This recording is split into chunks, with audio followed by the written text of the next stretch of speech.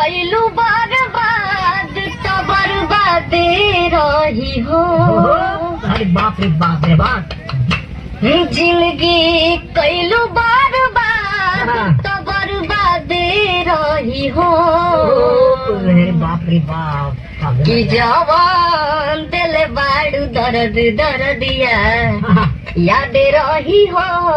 जवान दिल बाड़ू दर्द दर्दिया याद रही हो। ई बताई रवा खाते हम का ना कहीं कुछ नहीं कहले बोले क्या कहले बोले हमारे खाता। सच बताई कसम खा के अपना मुरी पर मुड़ी कसम खा के कुछ नहीं कहले बोले सब चीज कर दो के आज हम लोग बदनाम कर देंगे। बदनाम कहले बन कान का बदनाम हम नहीं ना रहे तो मतलब होना रहे वो जाई अब करेजा पर रहे तब करेजा पर बैठ जाए इतना मोट पानी गिरा करेजा धस जाई। हाँ एक काम कर सीना पर चढ़ के तोड़ दे यार हो कि बस ये जाई बस अभी मेहरारू के पावर नहीं जाना। अरे हम जाना तो नहीं हो कौन कौरी रख रेली तो पमटे ड्रामा में भर देली की बैठन से तरह करेजा टूट जाए।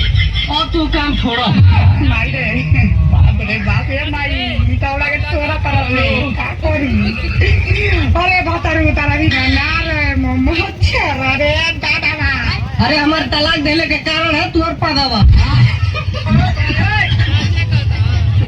बोरी गदरायल लोग तो ऊपर से नीचे ले दूध पिए लुका पहले मुंह पहुंच चला।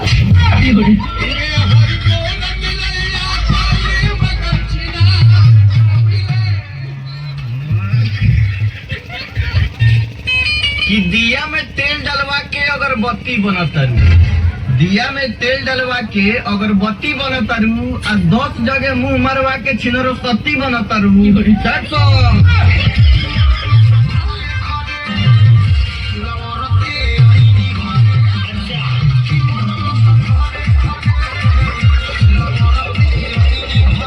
हमने आपका इतना मजाक उड़ाया, आपको बुरा नहीं लगा? आजकल आपकी कोई बात हमें बुरी नहीं लगती। क्यों?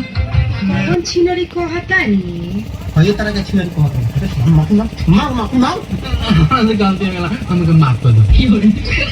हम छिनरी होई माफ कर दो। उनकी इतना गान में पावर हो गए हमरा के छिनरी बोलत रहो जा हम छिनरी।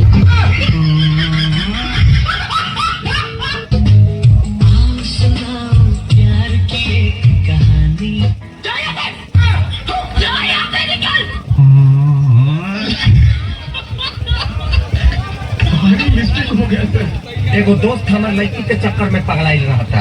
अरे दोस्त मत बन गुलाब केहू के लाते कचरा देबे मत बन गुलाब केहू के लाते कचरा देबे बने के बाद पानी बन केहू के घर धोए के कमी आ जाइबे। औकात की बात मत कर बाबू। बाबू हमारे 100 रुपए के चड्डी में 6 करोड़ के सामान लेके घूमेला। मारे बढ़ गइल बा 8 करोड़ के सामान लेके घूमेला।